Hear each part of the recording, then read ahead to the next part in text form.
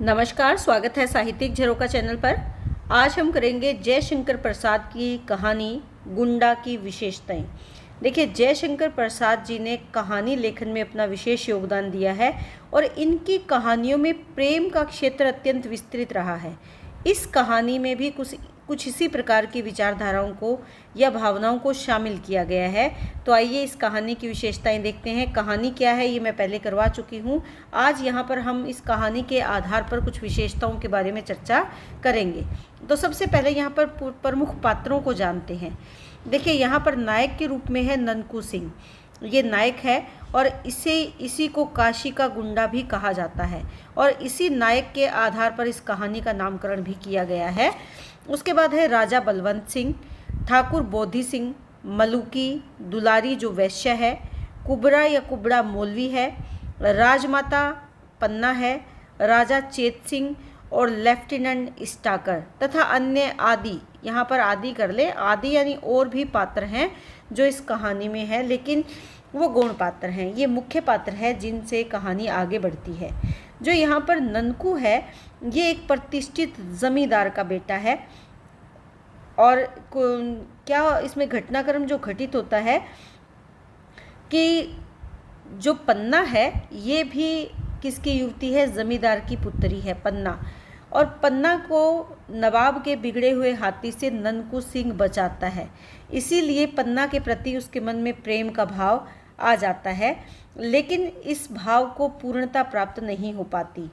कारण इसमें क्या रहता है कि जो राजा बलवंत सिंह है ये पन्ना से बलपूर्वक विवाह कर लेता है और इन दोनों का पुत्र कौन है, राजा चेत सिंह है। तो पन्ना राजमाता बन जाती है क्योंकि राजगद्दी पर कौन बैठा है, राजा बलवंत सिंह बैठा है। ननकू विवाह नहीं करता। इसकी अवस्था लगभग 50 वर्ष की इस कहानी में दर्शाई गई है, यानी ये 50 साल का एक व्यक्ति है। शारीरिक दृष्टि से देखें तो ये बलवान है, चाहे कैसा भी मौसम क्यों ना हो, गर्मी हो, सर्दी हो, बरसात हो, ये नंगे शरीर घूमता है। इसका शरीर बहुत गठीला है, चमकीला है और नागपुरी धोती पहनता है, यानी इसका एक अलग ही रूप रंग इस कहानी में दिखाया गया है। लेकिन इसके कुछ सिद्धांत हैं। ये नगर के गरीब लोगों की सहायता करता है, वैश्याओं के गीत ज़रूर सुनता है, लेकिन उनको भी सम्मान के भाव से देखता है। इस कहानी में लगभग 30 वर्षों का समयकाल संकलित किया गया है या दर्शाया गया है। ये वो समयकाल है जो 18वीं शताब्दी का अंतिम समय है। और किसका शासन है, अंग्रेज़ों का शासन है, यानी भारत किसके अधीन है, अंग्रेज़ों के अधीन है। ये बात आप ध्यान में रखेंगे। अंग्रेज़ अधिकारी किस प्रकार उस व्यवस्था पर अपना कब्ज़ा रखते हैं या किस प्रकार वो अपना कब्ज़ा करना चाहते हैं वहाँ के राजा को गद्दी से हटाकर, लेकिन ननकू सिंह चेत सिंह को और पन्ना को बचाने के लिए अपने जीवन का बलिदान कर देता है। तो इसी के साथ ये कहानी समाप्त हो जाती है कि एक तरफ उसका अंग अंग कट गया लेकिन वो नगर का गुंडा ही कहलाया। तो ये कहानी अगर देखी जाए तो सत्य घटना पर आधारित है। जब अंग्रेज़ों ने चेत सिंह को अपने पहरे में लिया था तब समय था 16 अगस्त 1781। तो ये समयकाल उस तत्कालीन घटना से जुड़ा हुआ समयकाल है जो घटित हुई थी और इसी घटना को आधार बनाकर जयशंकर प्रसाद ने इस कहानी की रचना की है। आइए अब इस कहानी की मुख्य विशेषताएं जानते हैं। देखिए, सबसे पहली विशेषता क्या है कि 18वीं शताब्दी के अंग्रेजी शासन का यथार्थ चित्रण इस कहानी के माध्यम से प्रसाद जी ने, देखिए जयशंकर प्रसाद अपने लेखन के माध्यम से अतीत को उठाकर या हमारे स्वर्णिम भारतवर्ष की शक्ति को दर्शाकर वो तत्कालीन लोगों को जागृत करना चाहते थे कि हमें अंग्रेज़ी सत्ता के खिलाफ अपने हथियार उठा लेने चाहिए। और इस कहानी में भी अंग्रेज़ी शासन और सत्ता का यथार्थ चित्रण उन्होंने किया है ताकि लोगों को प्रेरित किया जा सके, जनता को प्रेरित किया जा सके कि अंग्रेज़ों को भारत से बाहर भगाया जा सके और उन्हें उत्साहित किया जा सके। जो लोग अंग्रेज़ों से अनुत्साहित हो गए थे या अंग्रेजी शासन के अधीन जिनका उत्साह डोलने लगा था, उनको फिर से जागृत करना उनका मुख्य उद्देश्य उनके लेखन में रहा है। तो उसी भाव को यहाँ पर उन्होंने चित्रित किया है। यहाँ पर जो मुख्य नगरी वो कौन सी है, काशी है। तो काशी नगरी का चित्रण उन्होंने किया है कि अब ये नगरी वैसी नगरी नहीं रही जैसी कभी हुआ करती थी। ये अजातशत्रु का उदाहरण देते हैं, जब उनके काल में थी, जैसा उपनिषदों में बताया गया है, जैसे हमारे ग्रंथों में बताया गया है, वैसी नगरी अब नहीं रही। क्यों नहीं रही? क्योंकि अब ये विदेशी आक्रमणकारियों के अधीन है। यहाँ पर जो आने वाले विदेशी आक्रमणकारी है वो और उसके साथ कुछ जो कट्टरपंथी लोग हैं वो यहाँ का माहौल ख़राब कर रहे हैं। यहाँ के माहौल में परिवर्तन आ रहा है। जो प्राचीन जो विद्वान थे, आचार्य थे, उनके मतों पर अब वाद विवाद होने लगे हैं। कहने का भाव यहाँ पर क्या है कि एक समय था जब काशी ज्ञान का केंद्र हुआ करती थी, शिक्षा का केंद्र हुआ करती थी, लेकिन अब ऐसा वहाँ पर नहीं है। अब वहाँ पर जो उनका विरोध करता है या विदेशी शासन या सत्ता का विरोध करता है, उसकी हत्या कर दी जाती है। तो इस तरह से जो 18वीं शताब्दी के आसपास अंग्रेजी शासन के प्रभाव में समाज में जो बदलाव आ रहे थे, अगर देखा जाए तो अर्थव्यवस्था में जो बदलाव आ रहे थे या हमारी जो अन्य धार्मिक परिस्थितियों में बदलाव आ रहे थे, उन सब का चित्रण इस कहानी के माध्यम से हुआ है। दूसरा हम यहाँ पर पॉइंट बना सकते हैं, निस्वार्थ प्रेम भाव किसका है? ननकू सिंह का।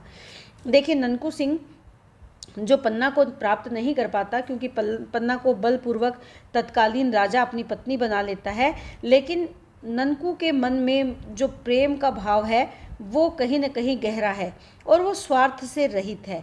इसीलिए वो पन्ना के प्रति अपने मन का जो भाव है वो अभिव्यक्त तो नहीं करता, लेकिन अपना जीवन उसी के लिए कुर्बान कर देता है, न्यौछावर कर देता है।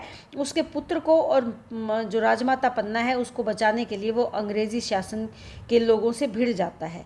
तो यहाँ पर हम देख सकते हैं कि ननकू एक निस्वार्थ प्रेम भाव से युक्त व्यक्ति है। उसके बाद है सत्य घटना पर आधारित कहानी। जैसे मैंने आपको बताया कि ये कहानी 18वीं शताब्दी के अंतिम समय काल की कहानी है। लगभग 16 अगस्त 1781 को राजा चेतन सिंह है उसको लेफ्टिनेंट स्टाकर ने अपने पहरे में ले लिया था। ननकू अपने कुछ साथियों के साथ घाट की ओर से राजमंदिर के शिवालय में आता है। वहाँ पर राजा चेत सिंह है, राजमाता पन्ना है और उनका एक विश्वसनीय मनियार सिंह भी है।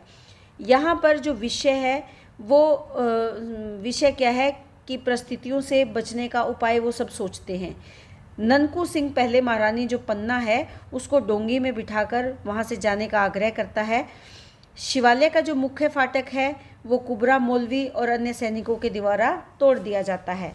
ननकू सिंह ने आग्रह किया था राजमाता पन्ना को कि अब वो वहाँ से चला जाए, और उसके बाद वो चेत सिंह, जब कुबरा मौलवी राजा चेत सिंह को पकड़ने का आदेश देता है तो ननकू सिंह राजा चेत सिंह को पकड़ने वाले व्यक्ति की भुजा काट देता है।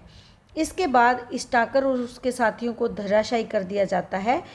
जो कुबरा मौलवी है वो मार गिराया जाता है, लेकिन वहाँ पर सैनिकों की संख्या बढ़ने लगती है। इस स्थिति को जानकर ननकू सिंह राजा चेत सिंह को जल्दी से वहाँ से डोंगी में बिठाकर भाग जाने के लिए कहता है, लेकिन राजा चेत सिंह ये देखता है कि कैसे अंग्रेज सैनिकों से घिरा जो ननकू है वो चट्टान के समान अडिग खड़ा है और उसका प्रत्येक अंग अंग कटकर गिर रहा है। तो ये घटना सत्य में घटित हुई है काशी नगरी में, उसी को आधार बनाकर इस कहानी की रचना की गई है। और यहाँ इस पॉइंट में ननकू की वीरता का चित्रण ये भी आप इसी घटनाक्रम के द्वारा दर्शा सकते हैं। उसके बाद है भारत में बदलती धार्मिक परिस्थिति का चित्रण। देखिए, विदेशी आक्रमणकारियों के प्रभाव के कारण जो भारत के लोग हैं उनकी विचारधारा में परिवर्तन आने लगा। जो पहले अपने धर्म में गूढ़ विश्वास रखते थे अब ऐसा नहीं था, उन्होंने अपने नियम बदलने शुरू कर दिए। इसके साथ साथ जो वैष्णव धर्म कभी अपनी पवित्रता और छुआछूत में गहरी आस्था रखता था वो अपनी परंपरा, सिद्धांत आदि की श्रृंखला से अलग हो गया। नए नए आने वाले जो धर्मों के उन्माद और उनके सामने अपनी धर्म की असफलता को देखकर वैष्णव धर्म अब नर, मांस, मद्य आदि भक्षण करने लगे थे। तो यहाँ पर उसके बदलते हुए रूप का चित्रण किया गया है कि धर्म में जो पवित्रता थी, जो हमारी वैष्णवता थी, वो अब धीरे धीरे परिवर्तित होने लगी थी। वैष्णव धर्म के अनुयायी दूसरे धर्मों से प्रभावित होने लगे थे। ये धार्मिक परिस्थितियों में बदलाव क्यों आया? विदेशी आक्रमणकारियों के कारण। इसके साथ साथ जो विदेशी शासक थे, तत्कालीन शासक उनके अधीन थे। क्यों? क्योंकि वो भोग विलास में अपना जीवन जीना चाहते थे, इसके लिए वो स्वार्थी हो गए थे, चाटुकारी हो गए थे, या ये कह सकते हैं कि जो न्याय प्रिय व्यक्ति थे वो अब समाज से ख़त्म होने लगे थे, या कुछ जो न्याय के पक्षधर थे उसको समाज ने अलग थलग कर दिया था क्योंकि उनकी पूछ खत्म हो गई थी।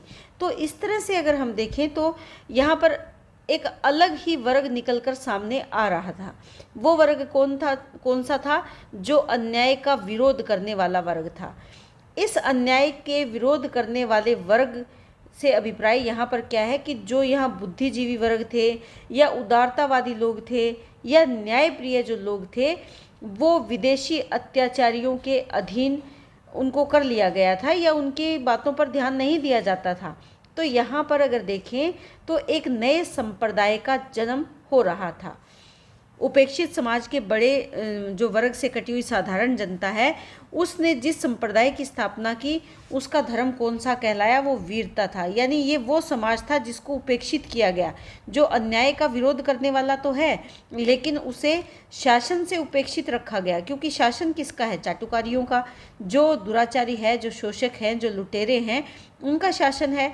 ऐसे में वो वर्ग वीरता से परिपूर्ण भावों से युक्त था।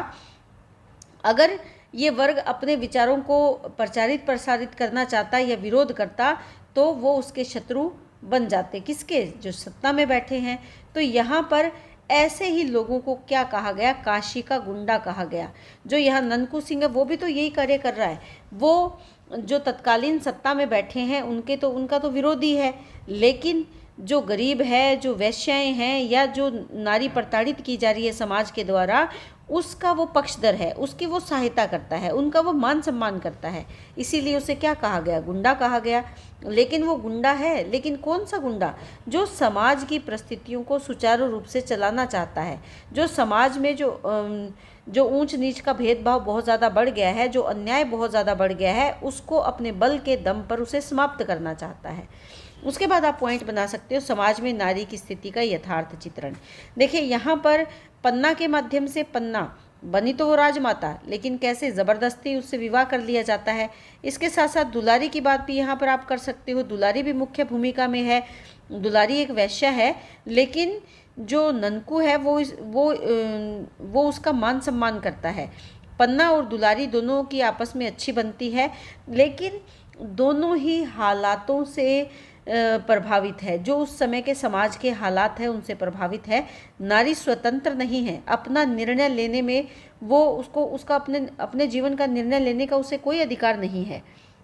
लेकिन यहाँ पर अगर ध्यान दिया जाए तो जयशंकर प्रसाद जी ने इस बात पर बल दिया है कि ननकू सिंह के माध्यम से, किस बात पर?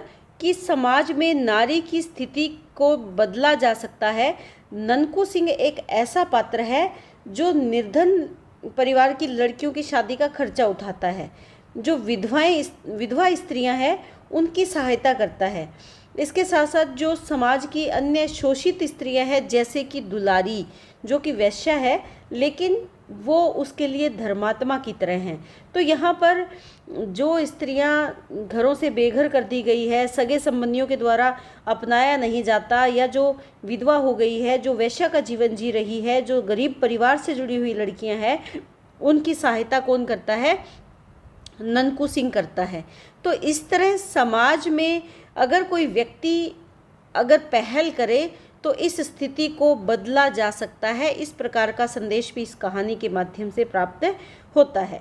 तो इस तरह से हम देखें तो अनेक विशेषताएं इस कहानी में समाहित है। मैंने कुछ एक पॉइंट्स यहाँ पर आपके साथ चर्चा की है। इन पॉइंट्स पर उम्मीद करती हूँ कि इनसे आप एक अच्छा प्रश्न तैयार कर लेंगे। तो बहुत बहुत धन्यवाद। इसी तरह चैनल से जुड़े रहें।